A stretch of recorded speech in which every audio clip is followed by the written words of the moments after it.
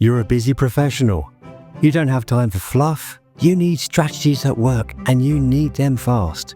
Welcome to Busy Pro Fast Wellness with me, your host, Alan Welsh.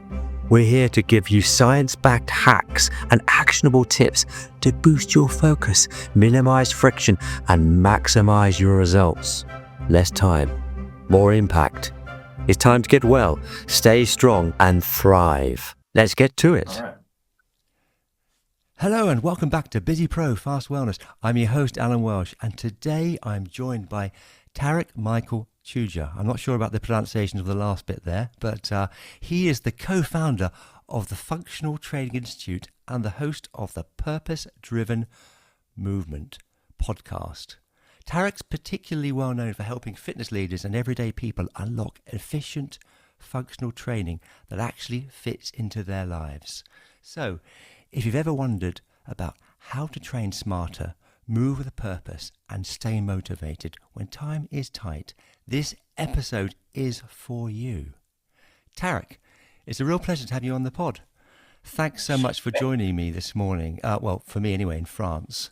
I'd like to ask you, is there anything that I've missed from the very brief introduction? I'm sure there's many things you can add. But perfectly brief and concise introduction. You said the name really well. It rolled off brilliantly. And I'm happy to be here, Alan. All right, thank you. That's great. I'm really pleased. And well, let's just sort of like move into a few things that I'm really intrigued about. So one of the areas that I'm fascinated about, because it's a crossover with what I'm doing, is fast and functional wellness for busy professionals. So obviously, Tarek, you focus a lot on efficiency at the Functional Training Institute. So for someone who's juggling like a 9 to 5, do you have one functional training principle to maximize results in minimal time? Yeah, there's a few ways that we can sort of approach that question. Okay. What we do at Functional Training Institute is education focused. For professionals, fitness, wellness, health, but also for, anyone who's just interested to learn more about movement. And in particular, this concept of functional training, which is more integrative, has more of an integrative approach. Now, it doesn't dismiss the traditional notions of training. It complements those. But if you were to have two spectrums, on the left would be your traditional training. So that would be your machine. If we looked at a classic gym setting, gymnasium, you'd have your equipment, machine-based primarily, that works on compartmentalizing. So whether it's a chest press or a leg press or leg curl. But on the far right, if you like, we've got now your functional stuff, your kettlebell training, your integrative kind of concepts, your functional tools that we call it, battling ropes, all of the things that are complementary and necessary. We would call functional training. To differentiate between function and functional. Sometimes we do need to isolate to focus on function, to then kind of go from isolation to integration. And that's where functional training comes into it. I wanted to really elaborate on the concept of functional training if people don't really know about it or it's vague. In the background here, you can see I've written the best-selling book, Purpose Driven Movement, which is also the podcast, name of the podcast. It's a whole system of functional training, how to coach, how to assess, how to move, and how to program. So at Functional Training, we honor all of those in our education and our programs. Yeah. And yes, in terms of efficiency, the way that we provide those programs for professionals consumed efficiently. So it's all self-paced. It's all for high performers. And we give lifetime access. So in terms of what we do, I wanted to paint a bit of a picture. In terms of how we would promote how someone would train, yes, efficiency is important, but so is consistency and so is long-term longevity in terms of how consistent you are over a course of weeks, months, years. And that's truly our focus. And you can become efficient, meaning that we avoid teaching and preaching, if you like. Good. Wearing down the body with hardcore training all the time. So it is, yes, as you alluded to earlier, Alan, smart programming, smart training, Yeah. which would coexist with the idea of efficiency. Yeah. And really want to make a point that efficiency isn't just doing something in necessarily a short amount of time. It's also being efficient with the way we move. So movement of economy, for example, and Yeah. making sure we don't wear down our tendons, our joints, Absolutely. and really our nervous system ultimately, which also will dictate our psychology. Yeah, that's great. Thanks so much for that rundown. And having looked at the website as well, and obviously listened to the podcasts, I can see that sort of that whole area that you've just alluded to, having that distinction between those different elements comes right through. And I will say that it's really clear everything that you're providing. And I did download the book as well, because I thought, I really want to get heads up on what's going on. Yeah, yeah. And that's fantastic. I mean, obviously, we're going to filter down at the moment. You also talk as well, I've realized that, about these sort of mental barriers, more of a holistic approach, which I'm definitely intrigued about, without wanting to go too much in that extreme of the Sure. sort of Yeah, we can hippy have a dippy whole. stuff, because that's not the object here. And I always say, wellness is not about that. It's not about, necessarily being there and getting up at, 6 o'clock and doing an hour's of meditation. That's not the whole Sure. object here. It really is. There is an element of in naturally incorporating this stuff into your day to day without being too time consuming, and that comes through as well with what you're doing too. So I really appreciate that. Good. Do you have a sort of for me, there's one question. Do you have a top mistake that busy folks sort of tend to make when they are training or attempting to train efficiently? Do you have something there? Uh, Look, I've run a couple of gymnasiums in the past Oh in yeah, okay. Sydney, and I've taught in many locations with different types of facilities. One being the gymnasium. I ran a couple of functional training facilities. So the common problem that we sort of saw was we aim to economize and make the class as efficient and effective as possible. 45 minutes, very structured, more small group kind of training. Yeah, That was the sole purpose of Primal Energy Fitness, which still exists in St. Peters in Sydney. So what we started to see, Alan, was a trend of people actually overtraining. So they kind of were almost, well, not almost, they became addicted to mm, training. yeah, And even though they were busy folk, they managed to fit a session in the morning and then in the evening, and they thought that by cramming in that they were doing something good because they were perceiving it as being efficient and yeah, on one hand, and in an interesting sort of perspective, and then on the other hand, they were just doing it to gain results as well, quicker as well, right? So yeah, it was a bit of a conundrum that they were facing. So we needed to kind of shed light on recovery and the importance of not breaking down the yeah, body's tissue and lean muscle mass and so forth, and also mentally, fatigue is a big thing in terms of loss of form and yeah, therefore loss of efficiency, or because they were trying to cram in too much. So we had to re-educate them on recovery, and less is more is one of the principles that I'd like to talk about, yeah, which is probably hand in hand with efficiency. So we brought in recovery classes. We trained them on recovery principles, breath work, stuff that they could stretching, and then also passive modes such as massage, if that was an option for them, or anything to realign and create a new set point for them in their physiology.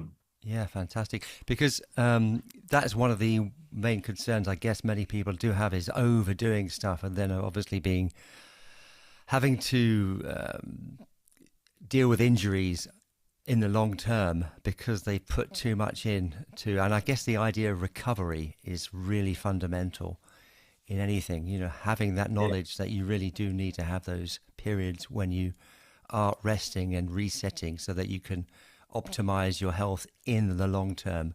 And again, that's one of the things that I've noticed from your podcast is that you do mention that and how important. Yeah, it's a common thread, yeah, a theme that's, interwoven throughout. I suppose what I how I deliver and what I say and hopefully what I do. Yeah, But my point earlier was that if efficiency is over a long term, a long period, it's not something that we have a 3 month goal and that's it, yeah, because that sets the person back. So it's important that that person though finds what that efficiency is, whether they're better training in the morning, yeah, they're more adept in the evening, and then finding that sort of 30 minutes to 1 hour, and then putting in those particular exercises. If it's aerobic only, okay, well, that could form part of their routine. yeah, But that would be part of their weekly cycle. It could include a brisk walk, or a run, being on the bike, for example, anything that's sort of steady state. But if you want to become efficient in terms of sort of more metabolic conditioning, throw in strength and a bit of power. mm, You don't need 2 hours or hour and a half. I mean, if you want to equate yourself to an athlete who needs to prep and prime and so forth, we'll do that. But I think most people want to, okay, there are competitive people, personalities, mindsets who love to push themselves, yeah, and that's fine too.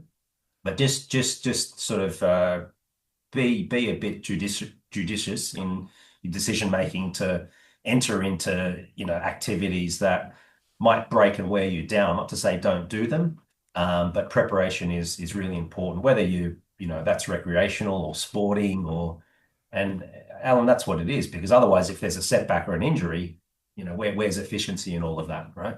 yeah, exactly, exactly. And that's something which I suppose people need to bear in mind. We all do, because I mean, we can go off on a tangent and get set in our ways. So yeah, that's really good. Thanks for explaining all of that. That's really useful.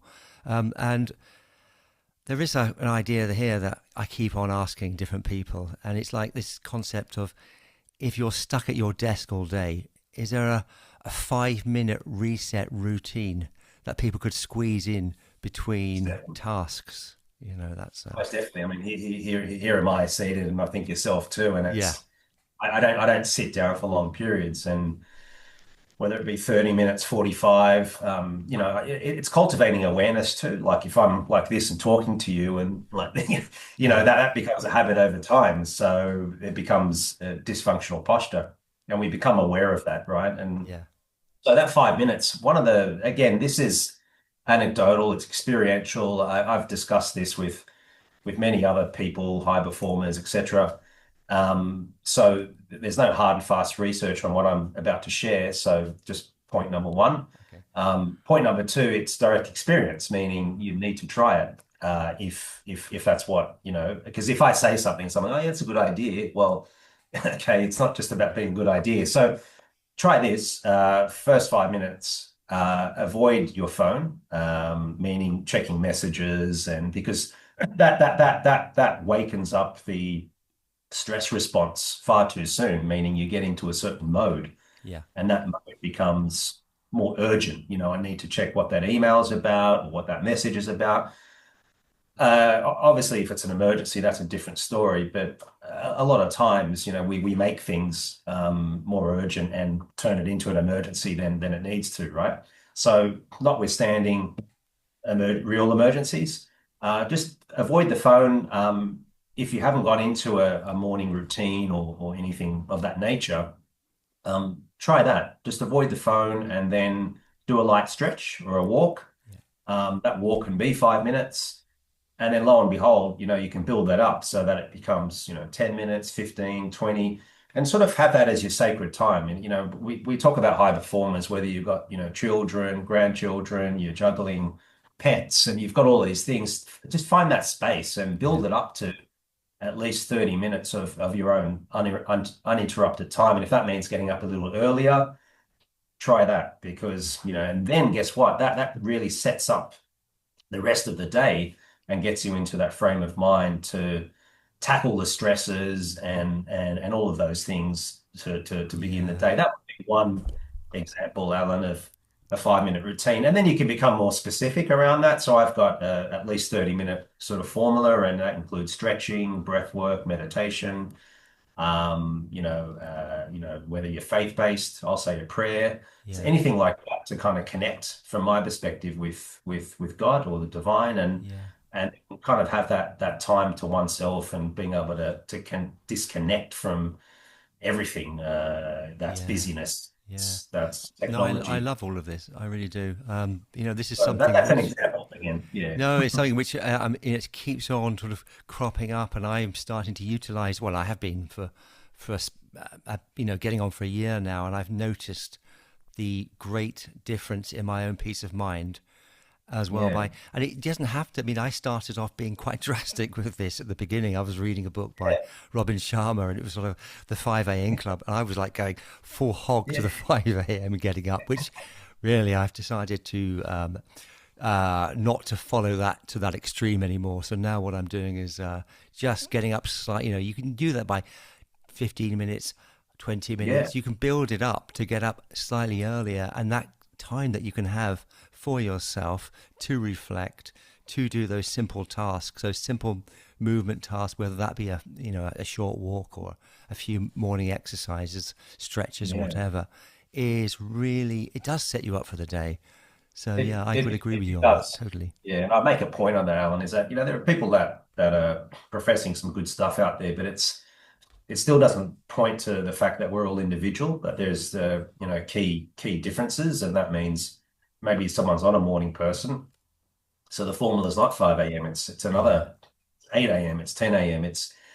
So because there are people who do night shifts, there are so many variances. And so one really needs to find that time in that space.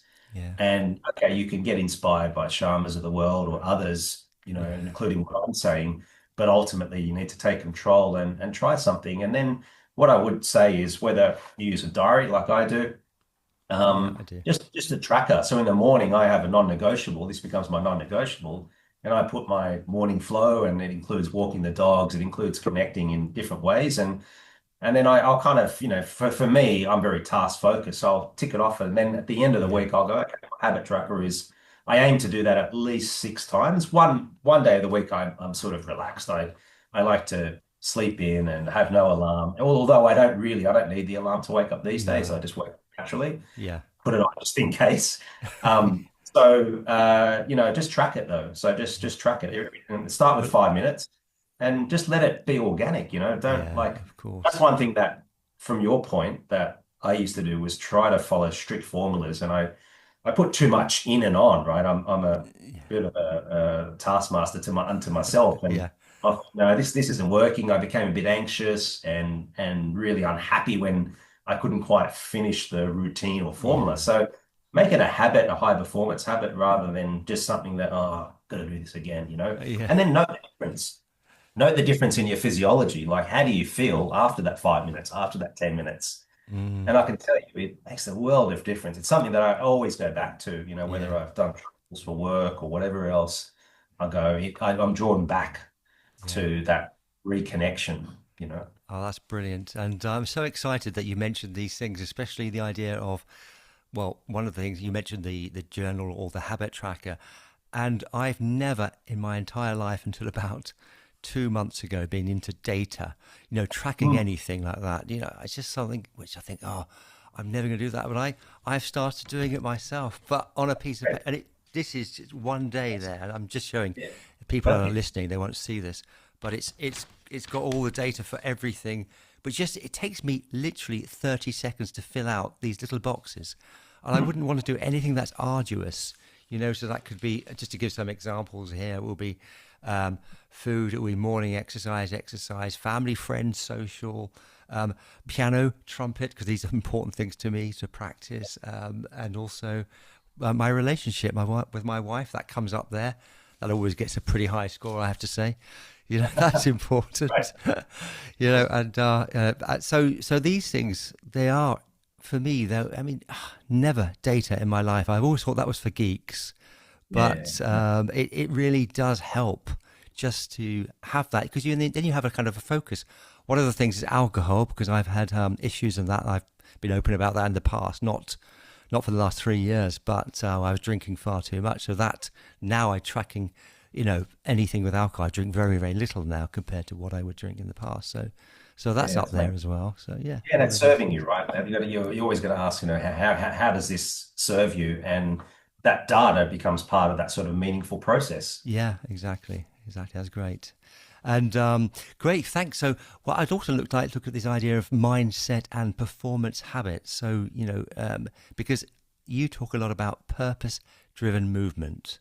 And when I first heard this, I was thinking, well, what is that? I don't really know. It's not totally clear. And you've mentioned as well that you want to avoid any kind of vagueness with that concept. So, how can someone who's not a fitness pro start infusing that purpose into their workouts to feel better Yeah, in their that's body?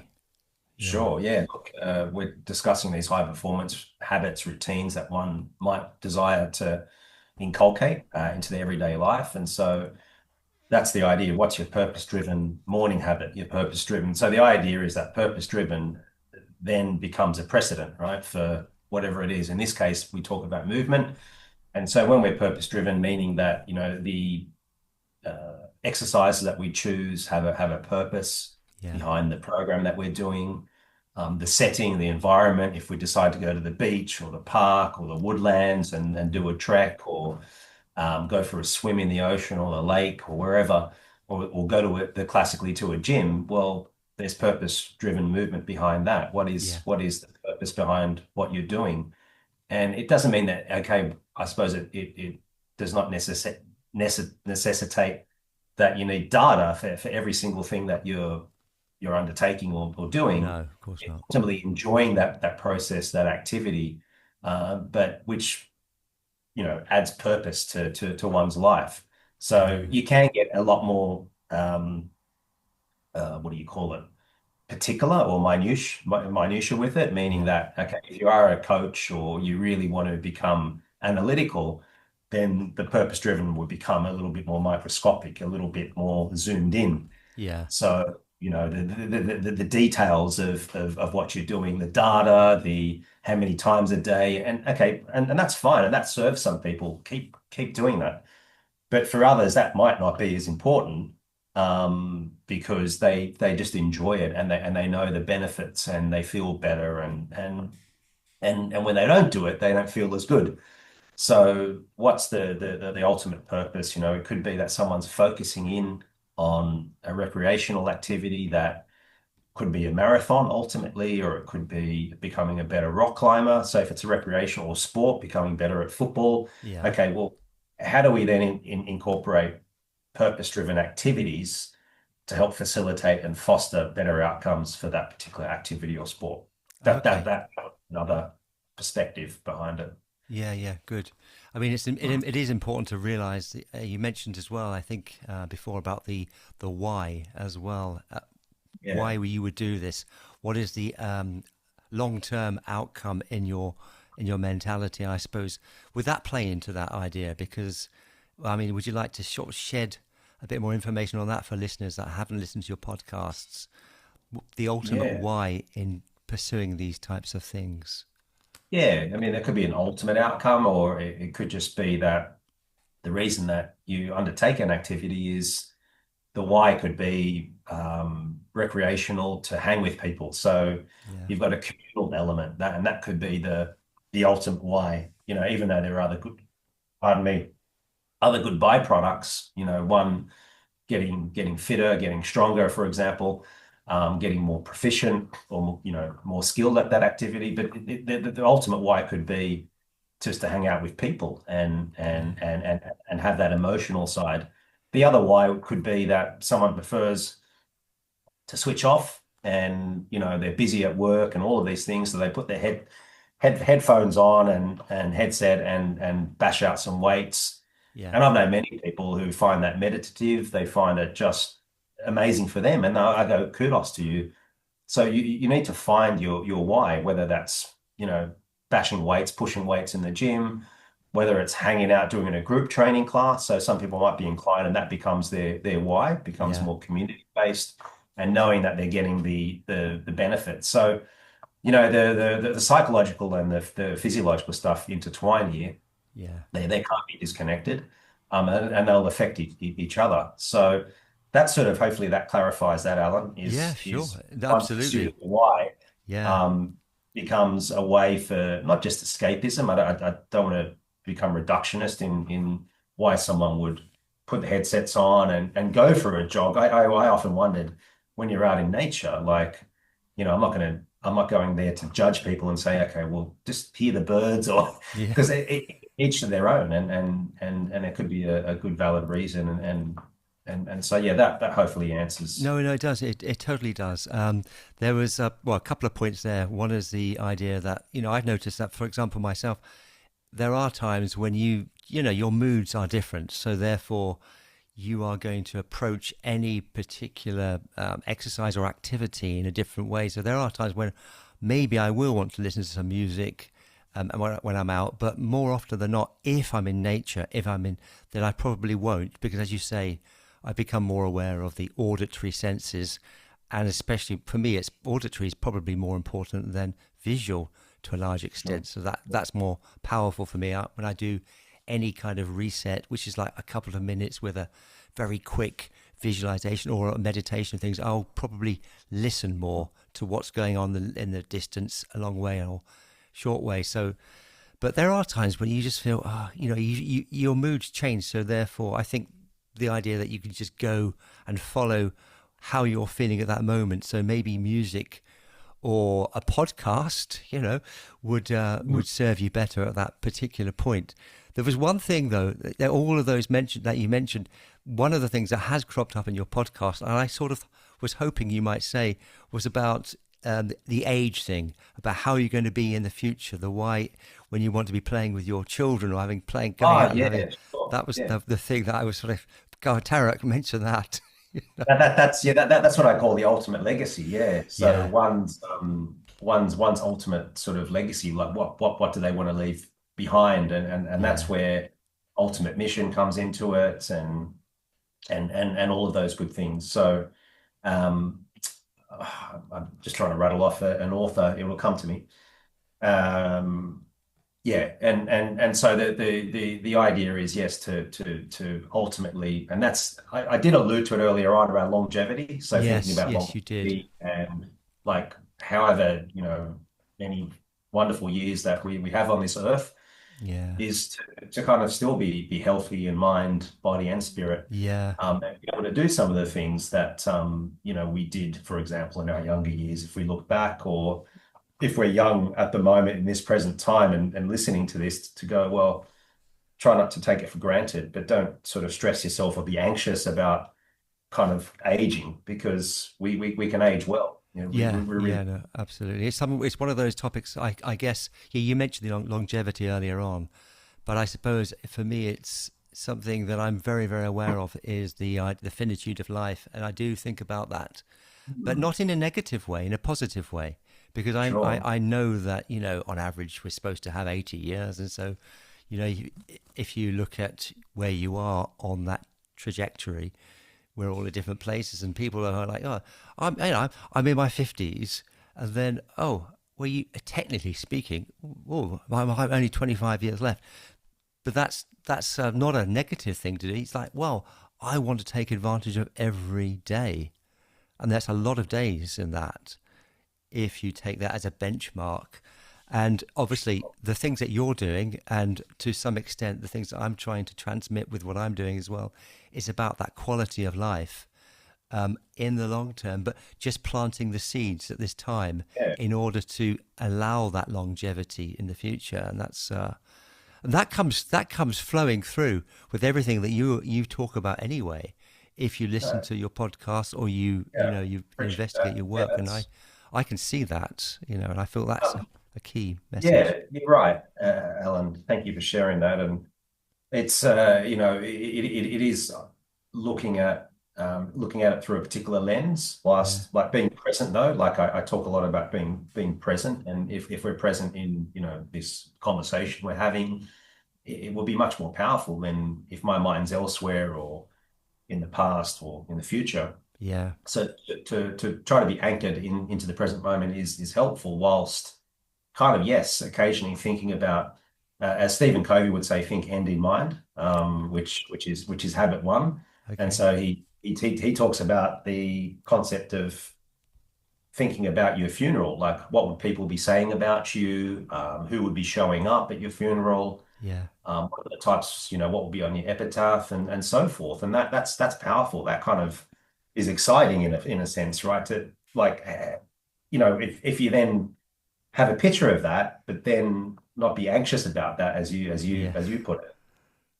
There's a difference there. But a lot of people perhaps don't want to go there, and for whatever reasons, right? Wow. And Right. Yeah. Yeah. You're right. Yeah.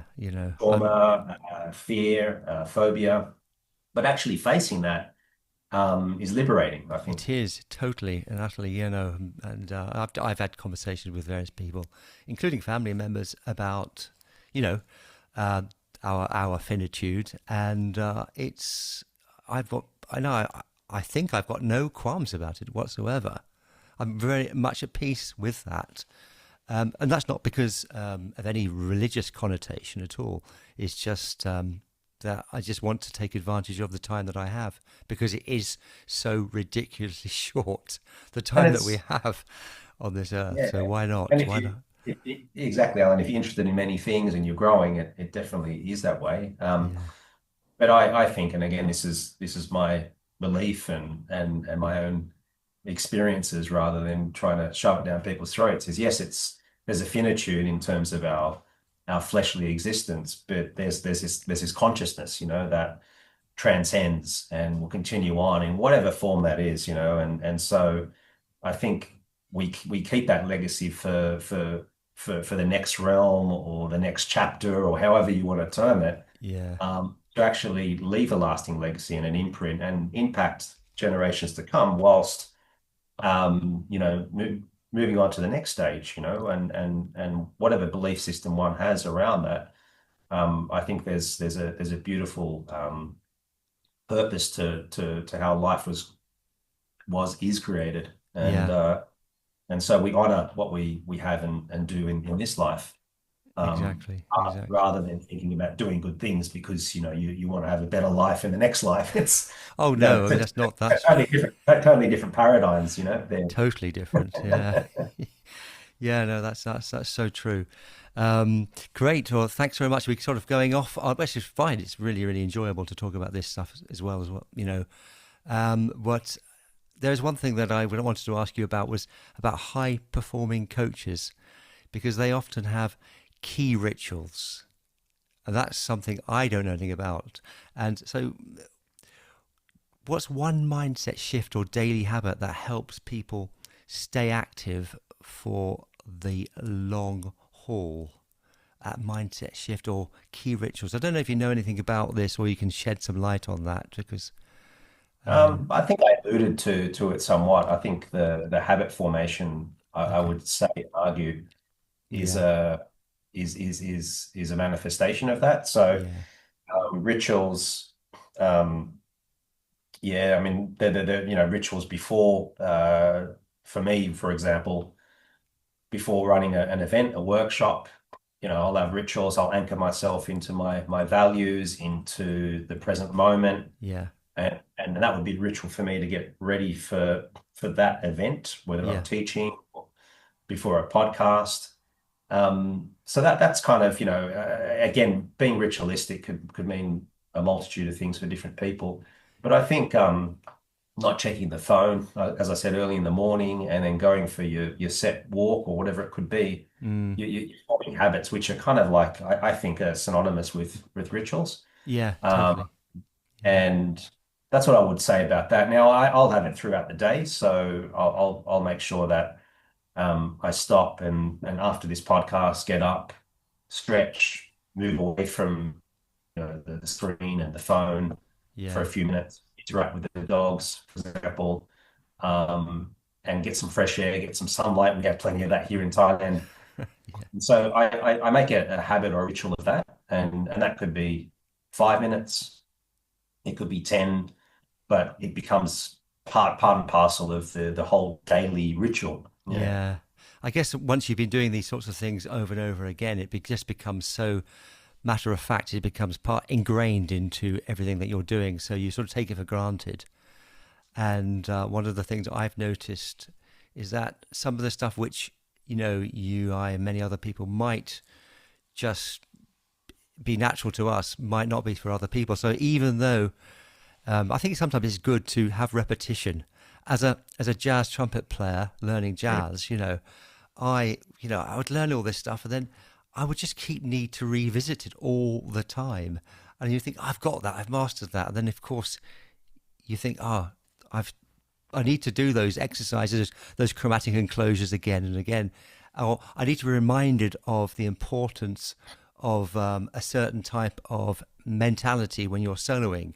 It's so you need that constant reminder. So I don't want to ever become too blasé about these things. I I think it's think I really think I important. agree. Yeah, Fundamentals are important.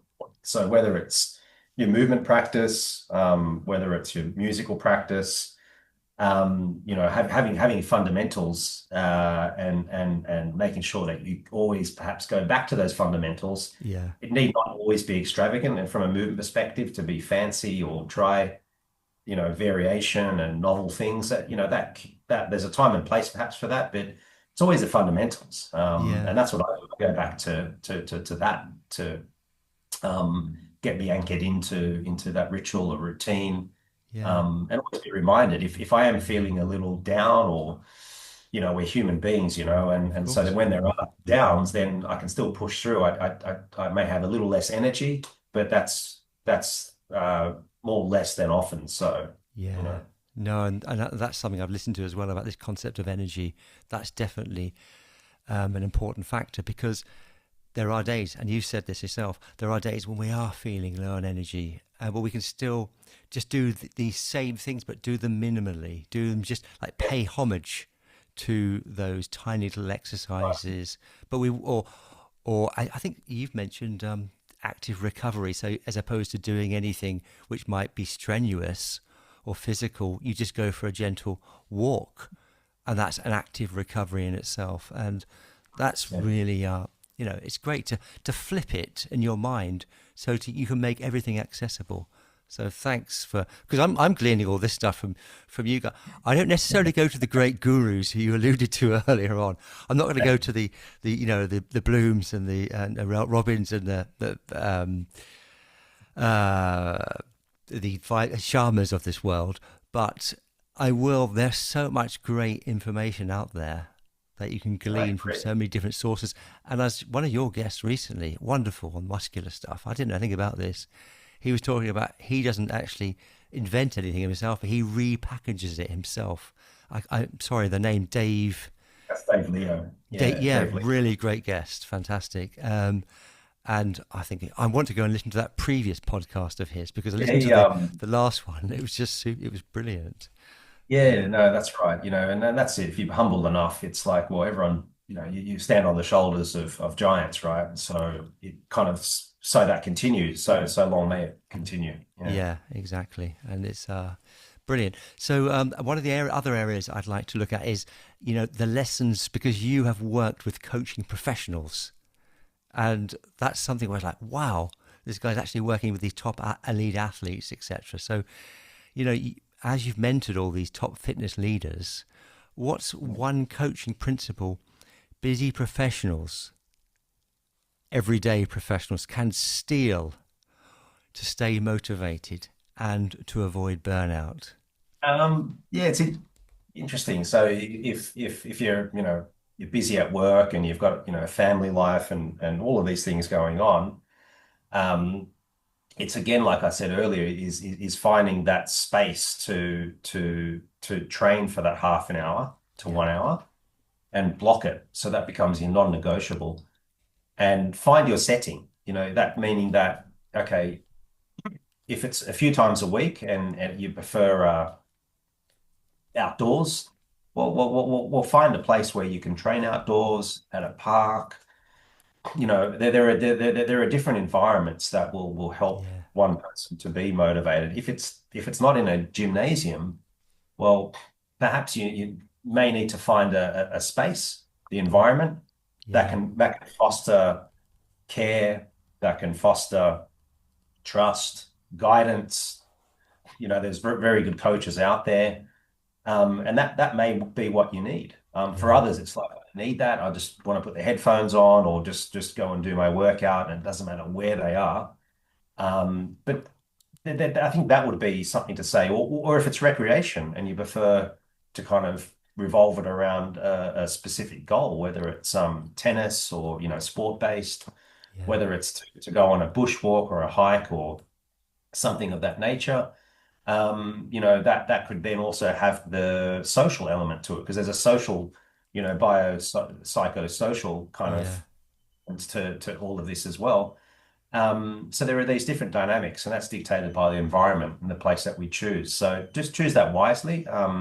Maybe go to a few different sort of gymnasiums or recreational facilities in your area, Yeah. and put the net out and just get a feel and go, oh yeah, that particular coach or that class just was amazing. I want more of it. You Yeah. might then have another experience where it's like, no, that service was bad. They were rude. They were abrupt. Okay. Okay. So I put the net wide, That's great. and especially if either you've hibernated your movement practice, you once were young and vibrant, you're from a kid and to adolescence, and then you got busy, right? So then that got put on hold. So why Yeah. continue to put that on hold? And you need to think of the costs of putting that on hold continually, so Yeah. that would you rather age well or not? And so we want to avoid degenerative diseases, right? Whether it's neural, of course, muscular, Mm. combination of the two, whether it's mental degeneration. Yeah. Exercise, there's a whole host of scientific evidence to provide to show that exercise and the social dynamic, Yes. So important. helps to mitigate the risk of any of those types of onsets. Yeah, no, that's I love these points. They are so powerful. What you just said. I mean, as you're doing that, I'm just taking some notes there, and this whole concept. Well, the first thing, just to reiterate, because I think it's really blocking time.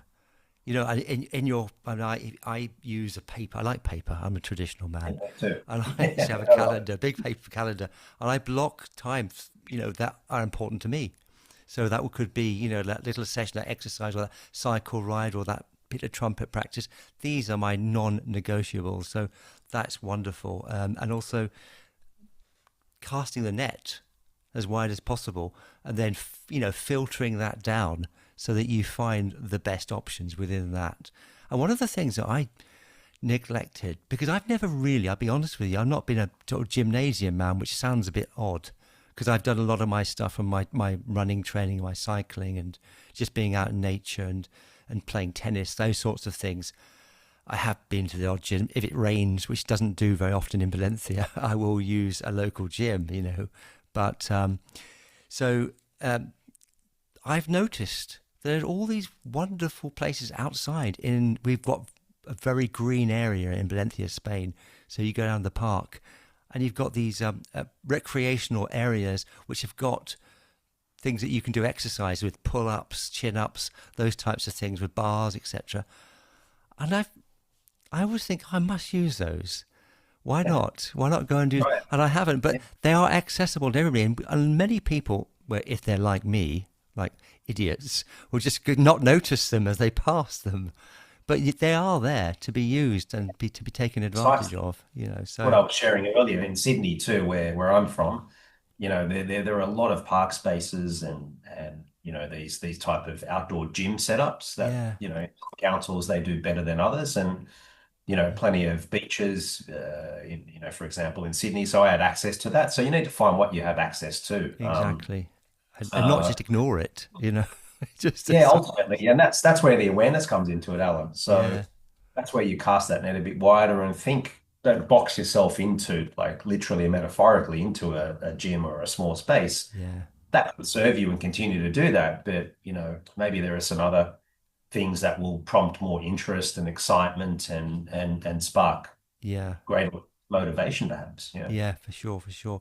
And the other point that you made earlier on as well, which I think so important to re-emphasize is the social element and how important that can be, for your neuro setup as well later on. So you're being stimulated, you're having that contact with other people as much as possible, and that could obviously manifest itself in a gym setting or being outside or going on a hike, as you mentioned. So really, really good points there. I'm really pleased that you've made those as well. Thanks so much for all of that. And great. So another question which I have, which I'd like to pose to you is, with so much fitness information out there, people get overwhelmed. So what's one first step for someone wanting to feel stronger and more energized without a total lifestyle overhaul? They can get a free copy of the book. Yes, absolutely. And I'd like to reiterate that as well. Yeah, if we put that link, that would be obviously helpful. Yeah, of course. I think you're right, Alan. There's so much information out there that Too much one might get saturation. lost. I think if you don't have that background of understanding physiology, anatomy, human movement in a nutshell, try to speak to maybe an expert.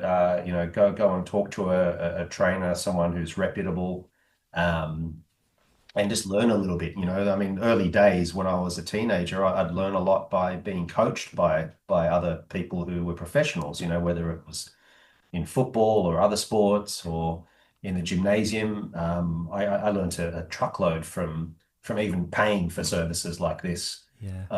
So I think that don't be afraid to get some guidance. It could be a niche thing like tennis, or it could be yoga, or it could be a really good quality class or a quality personal trainer, and learn from them. Yeah. Ask them questions, observe.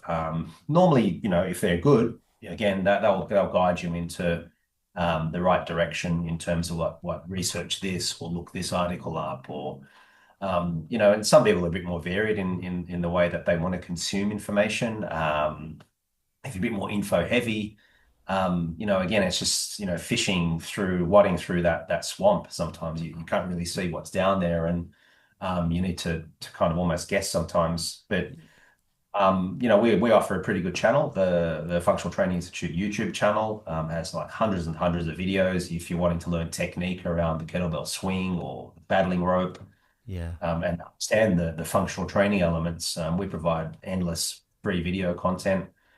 And then from there, I'm sure there are other things that then someone says, yeah, I want to learn more about the kettlebell, right? So there might be something that's striking that kind of is more appealing for you. Then you can sort of go down that track and focus in on that. So I think probably above all is to look at that thing that you want to excel at or in, rather than being general. If it's general, then there's going to be this person's opinion about the way to exercise. Again, that's not individual. It's according to, often anecdotal. They'll say, well, try our 9-minute super workout, but that may not be good for you, right? For example, meaning the person who's listening. Where a steady state cardio combined with a little bit of strength might be better than bashing your body for 9 minutes. So, and that would apply to nutrition too. It's not a one size sort of or stamp that kind of, fits all kind of thing. So Yeah. really, really, really be cognizant to that. Absolutely. I think it's very important to, if you have access, to talk to people that obviously have the knowledge that can guide you in those ways. That's great. And I mean, there's one thing. I mean, you've talked about obviously self-compassion, and I guess there's days when, for example, then when you have to try these things yourself because you're thinking, well, not necessarily the advice, but when you have to taper down because you're feeling your energy is particularly low. So having that self-compassion for you, I guess you probably have those off days, don't you? I would have thought. Yeah. I think that's awareness in my Yeah. in my books, to become more aware of, like we touched on this earlier in the conversation. If you've got your heart set on, pardon me, a hardcore workout, for example, a hardcore session where it's high intensity, but you're really feeling really stressed, you're down, your energy. if you're not so aware or self-compassionate in a sense, then you may make the mistake of going into that high intensity session Yeah. and then doing more damage than good. So that would be kind of one example Yeah. Good. of cultivating awareness and how that could serve one in that particular context. So really knowing when to change the gears, shift the gear. So, if we look at a gear system, gear one, low intensity, gear five is very high. You might want to learn to use the Are you shifting of stealing my gear. ideas here, Tarek? Your idea? I thought that was my creation, the gear 1 to 5. I had a podcast where because I actually didn't get that from anybody, and I use that. I've been using that for years in my own Yeah, training, yeah. And now I got that from I didn't make that up. I got this from a mentor of I mine. didn't get it from anybody. I actually invented that. I thought, oh, sugar. The PTA Global kind of faculty, they're called, All out of right. America. But Dwyer is a good friend of mine, a mentor, was one of the founders, and he talked a lot about the gear system Oh, okay. from a point of view of exercise, because that would then equate to the stresses, Yeah. because exercise is a stressor, and depending on what gear you're in, right, you'll add more stress or less Mm. stress. Yeah, no, I talked about this particular. I've always used as a training technique for speed work and hills when I used to run a lot, Yeah, and having that very gear 1 just being very light, and you're going up full intensity at gear 5. So that's something yeah, which I still employ to this day if I want a really quick workout, just for. yeah. I think that's a great way to analyze to have an analogy, and to be able to incorporate that into your practice. And that would be one element of Alan, is just that self-awareness around Yeah, how one feels, in the context of like real stress, or having a little niggly injury. yeah, When you become more aware of that, then you'll do less damage. You'll learn to kind of manage it, and if you don't have the knowledge yourself and the pain persists, for example, well, you learn to know what track to go down to get that help. So, exactly. And that's uh, great you mentioned that, because we're focusing on the physical element very much, and it's having that awareness, being able to sort of self-diagnose. But there's also the mental thing, and one of the things that I've been doing, I mean, I mentioned with that little habit track or that mm, data sheet earlier on, is having that the mental side. So how are you feeling mentally as well? And there's always a slight apprehension when I talk about this, because people say, "Oh, well, he's going on about the mental state. Is that really important?" Well, it's as we know, it's exceptionally important to feel good in the mind, and you can also apply that same concept, I suppose, physical and mental. How am I feeling? Am I feeling good? Am I feeling satisfied? Am I feeling pleased, happy? A sense of joy, or am I feeling genuinely down? A bit depressed, a bit sort of down in the and dumps. So that's another thing, to have that analysis, I guess, would be useful. Or self-awareness, the words that you've used, would be key in that sense. we as we teach in the mental skills training program, we've partnered with Coaching Room in Australia, NLP experts and developmental psychologists on this. Mm, Is your inner game drives your outer game. So if anyone's read the book called Inner Game of Tennis by Timothy Galway, that's a classic book on looking how the inner game, the inner game meaning kind of our thought processes and the kind of tensions between effortless concentration yeah, on one hand, and on the other is the tugging of the overthinking, overanalyzing, yeah, which then would translate into ill-performed shot, for example, a forehand or a backhand, yeah, and therefore frustration coming out and so forth. So the inner game, in this case, it's called inner game of tennis. Inner game drives the outer game, meaning, the outer game could be tennis, it could be football, it could be piano, it could be yeah. drums, whatever it is Oh, that yeah. the outer game it translates into out to. Yes, yes. And if you've been exposed to those high pressure moments, you mentioned the piano just flippantly at the end there, and I know about that. I mean, crikey, I've had my fair share of problems when Sure. I was a music student, of getting so nervous, and Yeah. the mental side taking over, and having to be subjected to play in front of top pros in order to overcome my nerves. Yeah, it was really hard work. So yeah, no, that's great. Thank you. Listen, we've covered so much. It's been a real joy, honestly. You've obviously we've gone up in different directions, etc. And but I've really enjoyed, which is always the best conversations. Do that, and there's so much I can. It's such a massive area, isn't it? And one of the key things I guess I'm always trying to espouse is getting down simplicity, and we all have our own ways of doing that. And you want to speak about so much, so when you get excited, and you sort of, oh yeah, there's this and there's this and there's this and there's this, and you want to cram it all in. And in the end, I guess we as individuals need to take our own track and keep it as simple as possible and what applies to us. Exactly. I'm genuinely intrigued by what you've mentioned, because I've looked at your website and I'm now thinking more about the other side of the, you've mentioned kettlebells and I've looked at some of your videos, etc. So it's and you do courses. I've noticed that as well. So you've piqued my interest, and you can take a kettlebell into your home and train with it there. For example, you can do a breathwork course and learn how to, control your breathing and use it to create more stress. Use it to relax yourself. Yeah. And look, ultimately, there's a lot of good stuff out there, Alan, and we're all a voice for hopefully some good, and we share ideas and we disseminate hopefully some good information from this conversation. For sure. And when you get really high quality guests on your show as well, that's always very informative, and you can glean so much from these people. And why not go to the best? You have access to them, don't you? Exactly. Yeah, you've said it best. There's so many people doing good stuff, including what you're doing.